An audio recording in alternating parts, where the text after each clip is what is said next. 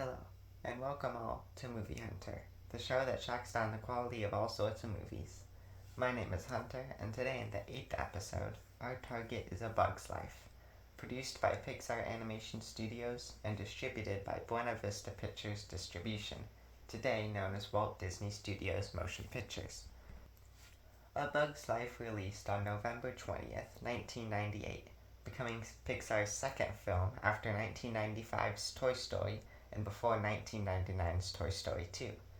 The film was first talked about at a lunch conversation between John Lasseter, Andrew Stanton, Pete Docter, and Joe Ranft, where Finding Nemo, WALL-E, and Monsters, Inc. were also first discussed.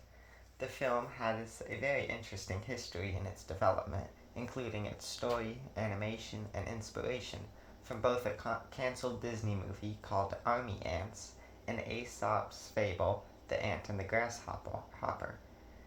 Though perhaps the most interesting of these is contained within the release of the DreamWorks film Antz, which released a month prior. Similar to my review of 2002's Spider-Man, I'll give a brief synopsis of it, but if you want more information, I will again redirect you to the Wikipedia page, which gives more details. Essentially, a Disney employee named Jeffrey Katzenberg, who helped with Pixar, wanted the position of president of the company, replacing the president at the time, Frank Wells.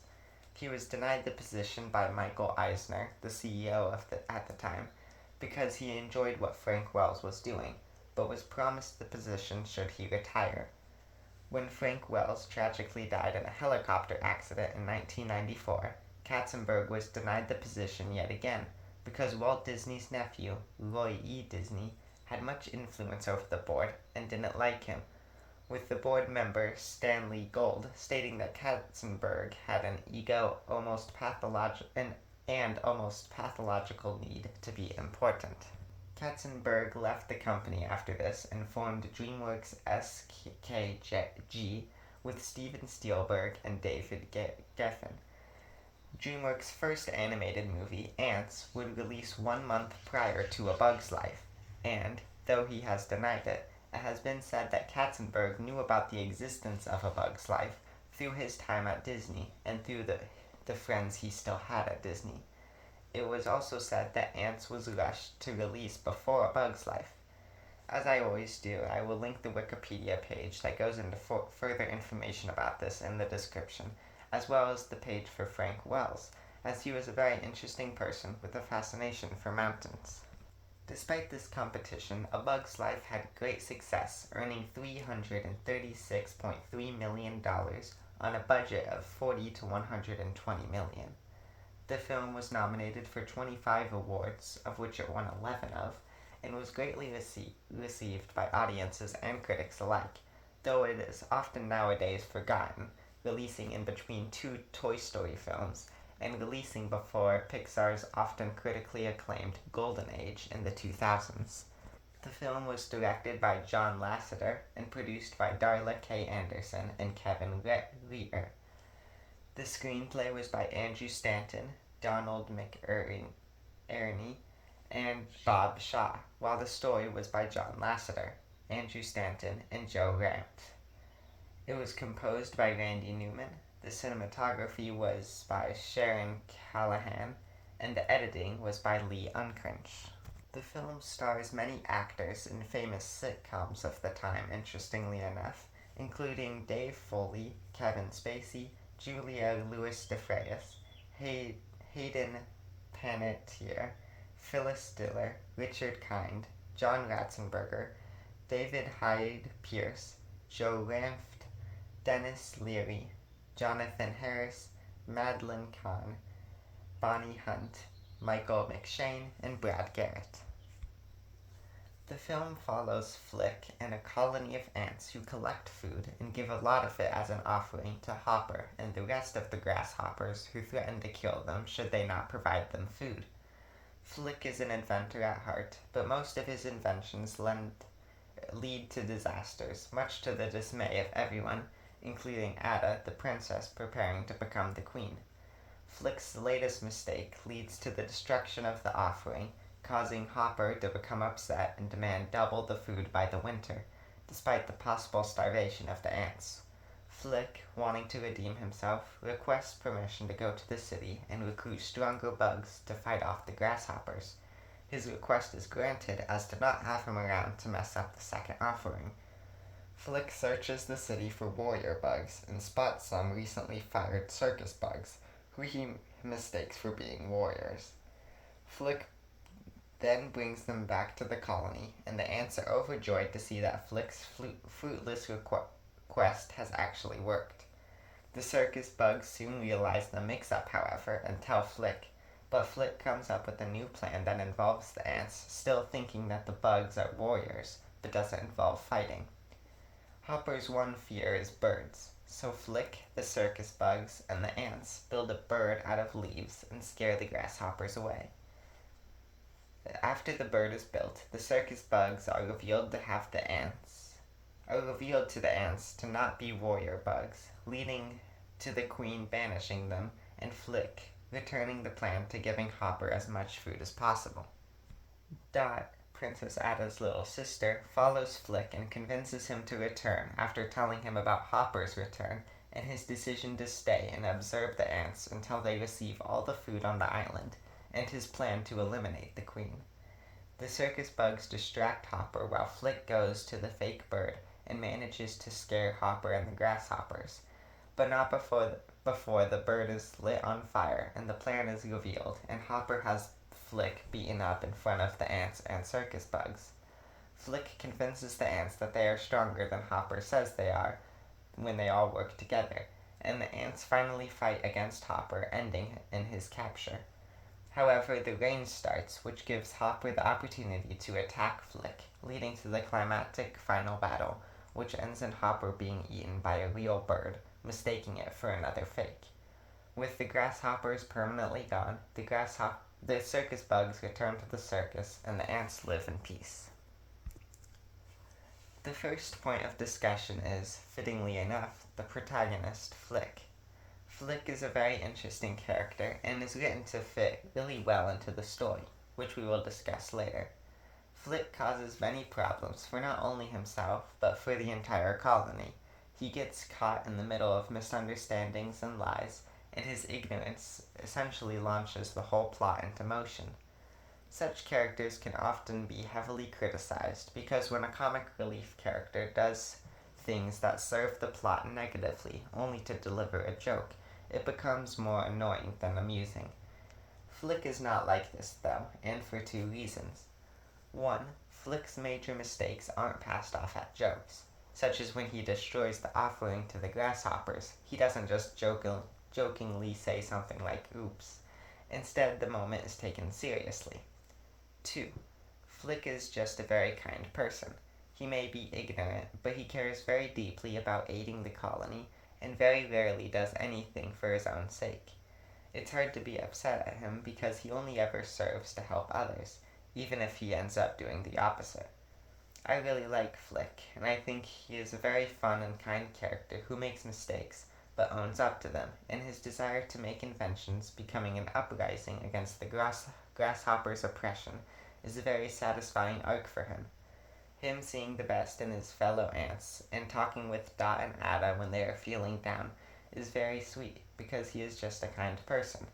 It also makes you feel for him when he is sent on his fruitless quest to bring back warrior bugs, even if you understand where the other ants are coming from. The next thing I'd like to talk about is the circus ants. A common complaint about them is that there are too many of them. For those of you who don't remember, there's Slim the stick bug, Francis the ladybug, Heimlich the caterpillar, Manny the praying mantis, Gypsy the moth, Rosie the spider, Dim the rhinoceros beetle, and Tuck and Roll the pill bugs, totaling 9 characters. So yes, there are a lot of circus bugs, and it makes it quite difficult to follow who's who, and I was originally planning on writing about how bloated it felt. But honestly, I never felt that while watching the film, due in part to their unique and variable designs that really take advantage of the concept of bugs. If I'm being completely honest, I tried to think of a bug who could have been cut from the film, but I really couldn't think of one. The film does such a good job of giving each bug a unique personality and offering pieces of dialogue that feel specifically tuned to be said by that character. I especially enjoyed the flying sequences, where the flying bugs pick up the bugs who can't fly in a very unique formation. Are the bugs on par with, say, the side characters in Toy Story? I don't think so. The Toy Story side characters have a lot more memorable and funny quotes, and were individually important to the plot, rather than their importance being the group as a whole, like the circus bugs. However, if given the opportunity in a sequel, I think the bugs could have been really great and memorable characters, like how Toy Story 2 really helped solidify their side characters. As is, the bugs have a very nice but relatively small amount of importance on the plot as individuals. My opinion of the bugs has definitely changed around this watching of the film, to where I really like them now. I may not remember a couple of their names, or remember many quotes from them, but I can appreciate the purpose they serve. Next, we get into the most heavily criticized part of the movie, and for good reason too. This part is the trope that many films have that for many is seen as overused, predictable, and dramatized. This is the trope of having the main character lie to everyone, which inevitably results in everyone finding out the main character and the main character being shamed. It's a trope that not many like, including myself, as it can often lead to a played out part of the film with a predictable end. This film has Flik lying to his colony about the circus bugs being warrior bugs. When he inevitably gets found out, the Antz ban him and the bugs, reverting the plan from the fake bird back to the offering. This is annoying for two reasons. One, Flik has very little reason to lie. He could have just as easily explained the situation and go on with the plan of building the fake bird, as the bugs being warrior bugs has nothing to do with that plan. 2. When the Antz discover Flik's secret, instead of continuing the plan, they completely abandon it despite the bird's completion. Why not use the bird still? This is kind of annoying to me, as it doesn't have to do with Flik's character arc, and it just unnecessarily adds drama to the film, and could have just as easily been done without it. However, I do want to defend one part of this film, and that is the initial misunderstanding of Flik thinking the circus bugs are warrior bugs when he first meets them. I think that this is really funny and well written, not being unrealistic, and yet still managing to deliver this vast misunderstanding. Flik, on the way back to the colony, explains the situation to Tuck and Roll, who don't speak English, and that's a funny way of having Flik explain the situation, but the message not getting across. Then, one of the bugs telling the Antz that they would knock the grasshoppers dead, meaning it in the sense of making them laugh, is just another good example of the writing cleverly developing the misunderstanding. I just wish the rest of it could have continued that. After talking about the most criticized part, I suppose it only makes sense to talk about the most praised part, and that is the villain Hopper. Hopper is easily the most underappreciated Pixar villain. While he may not outshine all of them, he definitely warrants more appreciation, as he is absolutely pure evil. Hopper, in his very first scene, makes an unforgettable impression. His speech about the food chain and how the grasshoppers are more powerful than the ants is horrifying. He serves a more than serviceable threat to all the protagonists, without even harming one of them, purely his words. His scene at the grasshoppers' hideout is a great expression of his evil, though. The interesting thing about Hopper is that he largely gains power from his words. He knows that should the ants team up against the grasshoppers, they would absolutely dominate due to the ants' massive numbers. Hopper shows that he knows this in a scene when 3 grasshoppers are enjoying some food that they previously collected from some ants, and discuss why bother even going back to the ants, because the grasshoppers already have plenty of food. Hopper gets wind of this and gives a demonstration in front of all of them. He asks them to pretend that a piece of grain is an ant and throws it at one of the grasshoppers, and then asks if it hurt, to which he replies of course not. He does it again with the same response. Hopper then unloads the entire thing of grain onto the three grasshoppers, killing them, to the shock of the other grasshoppers. He then states that the ants could easily take on the grasshoppers, and that if they go and that they go back to continue their fake power, not just to get food, but rather the message and squashing hope. Hopper's final battle against the protagonist is brutal.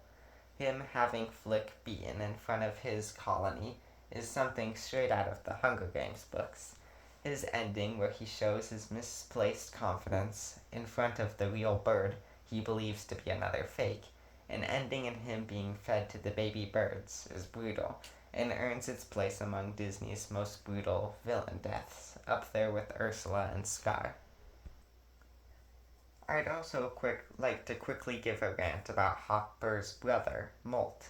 He isn't an unrealized, super best, well-written character in fiction or anything, but it's unlikely I'm ever going to get the chance to rant about this character elsewhere, so here it is. Molt is hilarious, and Hopper's putting up with him due to the wish of their mother is so funny. Hopper tells Molt, "I swear, if I didn't swear to Mother on her deathbed that I wouldn't kill you, I would kill you." And then Molt responding, "And believe me, no one appreciates that more than me." This situation is just so funny to me.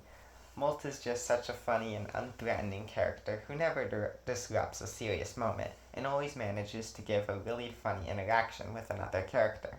Honestly, he's probably the funniest character in this film, and him joining the circus bugs at the end of the film is a really nice ending for him, because he never really was a villain. He was just kind of there. Kind of like Iroh in the first season of Avatar: The Last Airbender. Like, yes, he is technically a villain, but at the same time, he is rarely actively antagonistic. Anyway, hopefully you enjoyed my rant. On to the next topic, which actually has something to do with the plot and the quality of the film. Finally, I'd like to take a second to discuss a character who I think that in the midst of all the other characters gets overshadowed, both in the minds of people and in the plot itself. Princess Atta is the future queen of the colony, and as such is extremely nervous to be leading the ants to success. In her stress, it causes her to not remember solutions to simple things, instead overcomplicating them in her head, and she ends up never being relaxed. That unfortunately, is about as far as that plotline goes. She does get a nice moment with Flik, where she realizes that a lot of the pressure she feels to not screw up is similar to what Flik feels. But, to me at least, I don't feel like there's really a payoff for this moment.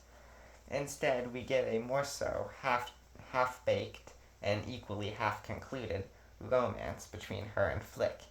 This doesn't go anywhere and is seldom talked about, leading to me wondering why that time couldn't have been better spent on Atta's character arc. But this is a minor complaint in the grand scheme of the film, but it is something I wanted to bring up.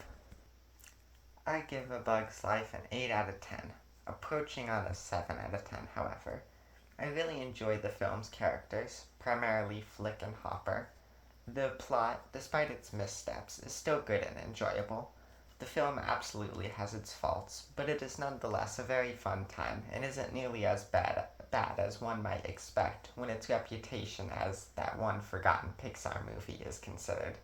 I absolutely believe that it deserves more recognition and would highly recommend watching it if you haven't already. I wouldn't recommend it as much as, say, Fantastic Mr. Fox, but it is still a good, fun time with some really good scenes. A sequel, while improbable, would be very cool to see. Well, that's all, folks. I hope you enjoyed, and feel free to share any opinions you had on the movie. A new episode releases each week, so stay tuned to see which film I cover next. And in case I don't see you, good afternoon, good evening, and good night.